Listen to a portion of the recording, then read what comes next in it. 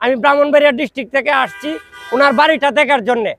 কিন্তু উনার যে কৃতকর্মের ফল, উনার মেয়ের কৃতকর্মের ফলের কারণে উনার বাড়ির আজকে এই অবস্থা হয়েছে। মিউজিয়াম দেখছি বা বঙ্গবন্ধুকে যেভাবে ওরা উপস্থাপন করছে বা ইতিহাসটা যখন আমরা জেনেছি তখন এই সম্পূর্ণ এর বিপরীত বা সম্পূর্ণ এটা এখন ঘৃণার চোখে দেখার মতো একটা জায়গা হয়ে গেছে। তো সুতরাং যারা স্বৈরাচারী তাদের পতন এভাবেই হয়। শহরে অনেক ডিস্ট্রিক্টের লোক থাকে, কেউ মুখ খুলে কথা বলতে। আমি ব্রাহ্মণবাড়িয়া ডিস্ট্রিক্টের লোক। 28 অক্টোবর ঢাকা শহরে আসছিলাম, শেখ মুজিবুরের বাড়ির রাস্তা দিয়া 2 লক্ষ লোক, মানে ঢাকা শহরের আওয়ামী লীগ কুদালের মানে বাটলা নিয়ে আসেরা, তারা হাতি নিয়ে আসেরা আমাদেরকে মারার জন্য, প্রতিহত করার জন্য রাস্তা দিয়ে অনেক আঘাত করতে চাইছিল। আমি এই যে দেখেন, আমি এই জায়গায় হালকা একটু মানে ডিল মারে আমাকে ব্যথা দিয়েছিল। আমি ঢাকা শহরে আসছিলাম আন্দোলনে, মহাসমাবেশে। ঢাকা শহরে আমি দেখছি, ঢাকা শহরে আমার মনে হয় শতকরা 90% লোক আওয়ামী লীগ। কিন্তু আমি গ্রাম থেকে আসছি, ব্রাহ্মণবাড়িয়া ডিস্ট্রিক্টের লোক। আমি যতটুকু জানি ঢাকা শহরে যারা বাস করে শতকরা 90% লোক আওয়ামী লীগ। তাদেরকে ছাড় না দেওয়াই ভালো, প্রত্যেকটা লোককে আইনের আওতায় নিয়ে আসা হোক, এটাই আমি দাবি। আমি ব্রাহ্মণবাড়িয়া ডিস্ট্রিক্ট থেকে আসছি ওনার বাড়িটা দেখার জন্যে। কিন্তু উনার যে কৃতকর্মের ফল, উনার মেয়ের কৃতকর্মের ফলের কারণে উনার বাড়ির আজকে এই অবস্থা হয়েছে। এর পরবর্তী টাইমে যেই ক্ষমতায় আসুক না কেন, সেও যদি এরকম অপরাধ করে তার প্রতিফল এরকমই হবে, আমি এটাই আশা ব্যক্ত করছি। আমি আরো বলতে চাই, হেফাজতের সময় যে ঘটনা করছে, পিলখানাতে যে ঘটনা করেছে, ছাত্র জনতার উপরে যে গুলি চালাইছে, তাদের এই কৃতকর্মের ফলের কারণে তাদের আজকে এই দশা। পরবর্তী টাইমে যারা ক্ষমতায় আসবে তারাও যদি এরকম করে, তাদেরও ওইরকম পরিণত হবে। আমি ব্রাহ্মণবাড়িয়া ডিস্ট্রিক্টের লোক। 28 অক্টোবর ঢাকা শহরে আইসা দেখছিলাম শতকরা 90% লোক আওয়ামী লীগ এই ঢাকা শহরে। আমি আবারও বলতে চাই, ঢাকা শহরে শতকরা 90% লোক আওয়ামী লীগ আছে। আমি যতটুকু বলতে চাই, ভারত তো এটা অনেক দূরে।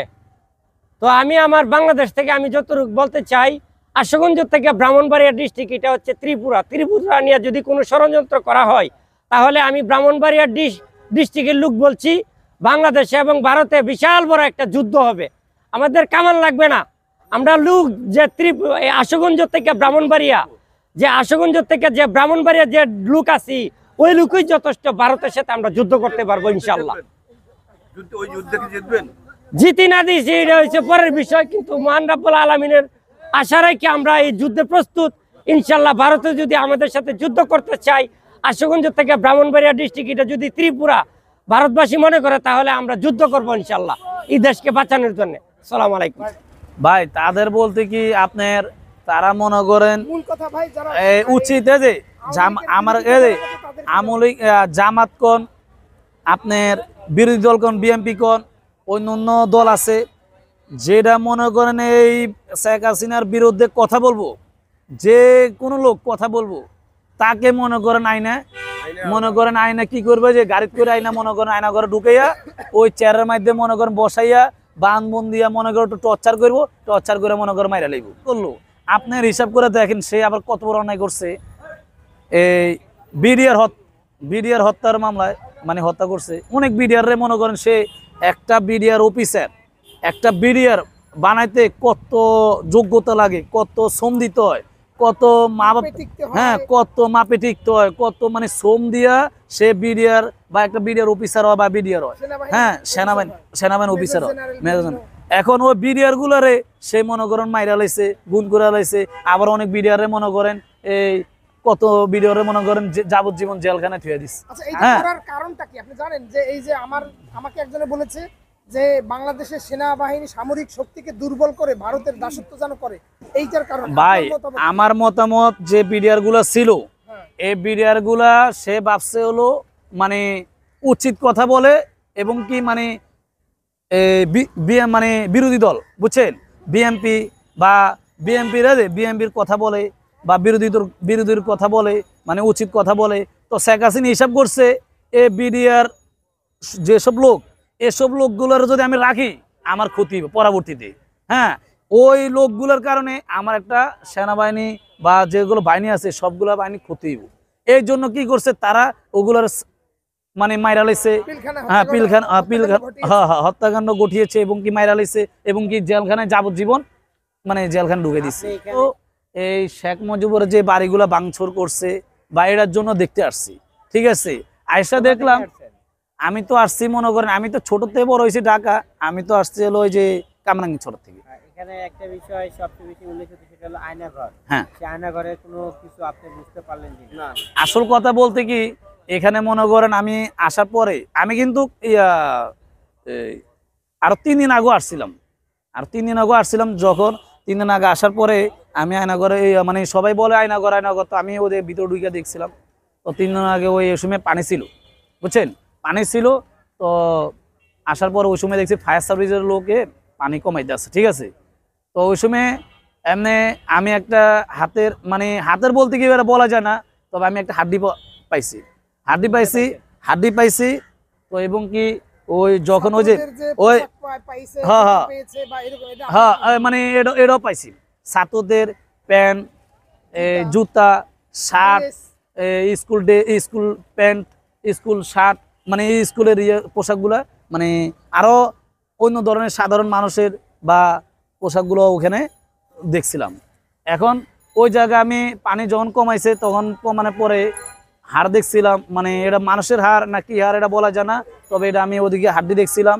আবার ওই লিফটের যে জায়গাটা, ওই আয়নাঘরে, ওটা আয়নার ঘর বলতে আমি তো দেখতেছি ওটা পার্কিং সিস্টেম করছি, তবে সে আয়নার ঘর করতে পারে এটা বলা যায় না। সে তো হিসাব করছে আমি 42 সাল পর্যন্ত ক্ষমতা থাকবো, সে পরিকল্পনায় কিন্তু বিল্ডিংটা তৈরি করতেছে।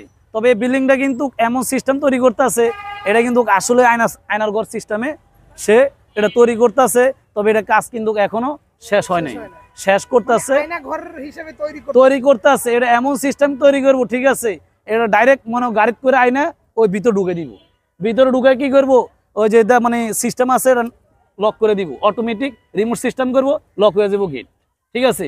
এই সিস্টেম সে এটা মানে এভাবে তৈরি করতেছে। এখন গণ অভ্যুত্থানের সময় আপনি কোথায় থেকে ছাত্রদের কিভাবে সহযোগিতা করেছেন? আমি 4 তারিখে এবং কি 5 তারিখে এই শাহবাগ মোড়ে এই সালমানুর রহমানের বিল্ডিংয়ের সামনে, ওইখানে আমি ছাত্রগণ লগে অনেক সহযোগিতা করছি, বা আমার যতটুকু কর্তব্য, আমি একটা দেশের নাগরিক হিসাবে আমার যতটুকু কর্তব্য, আমি তো চাই এই দেশ শান্তি বা স্বাধীনভাবে আমরা চলতে চাই। এই জন্য এই দেশে আমাদের দেখতেছি এই দেশের অনেক ছাত্রীদের মানে মাইরা লাইতেছে, দেশে অনেক কাণ্ড দেখতেছি। এই জন্য আমি আর ঘরে বসে থাকতে পারি নাই, এই জন্য আমিও মাঠে নামছি ছাত্রর সাথে মাঠে নাইমা আমিও এই ছাত্রর সাথে যতটুকু প্রয়োজন এতটুকু আমি আন্দোলন চালায় গেছি। এবং কি আমার প্রমাণ, আমি তো একদিন হলো আমি মরতে, আমি মুসলমানের সন্তান, আমি এই যে পুলিশের গুলির সাথে সরাগুলির সাথে আমার এতে গোস্ত উঠে গেছে, এই দেখেন এতে গোস্ত উঠে এই পর্যন্ত আইস। আমি পুলিশের হাতে অনেক মার খেয়েছি, এই যে সরাগুলিতে গোস্ত উঠে মনে করেন এটা 5 তারিখের ঘটনা, 5 তারিখের মানে সকালে ঘটনা, ঠিক আছে, গোলাগুলির অবস্থায়, ঠিক আছে। আবার 4 তারিখে শাহবাগ ওই সালমানুর রহমান বিল্ডিংটা ওই যে ওই সময় ওই সাইডে আমরা মানে ছাত্রল অবস্থান ছিলাম, ঠিক আছে। তো আমার যথেষ্ট পরিমাণ আমি অনেক আন্দোলন করছি, আমি দেশের নাগরিক হিসাবে আমি যতটুকু পারছি এতটুকু করছি, তবে বাকি সব আল্লাহ পাকে জানে আমার কি হইব না হইব, আমি ওই পরিকল্পনা নিয়ে আগে নেই। আমি হিসাব করছি দেশ শান্তির জন্য, ঠিক আছে। তো এখন লাস্ট ফিনিশিং স্বৈরাচারী সরকার তো সে চলে গেল, সে কয় বেলা আমি পলাই না, সে তো পলাই গেল।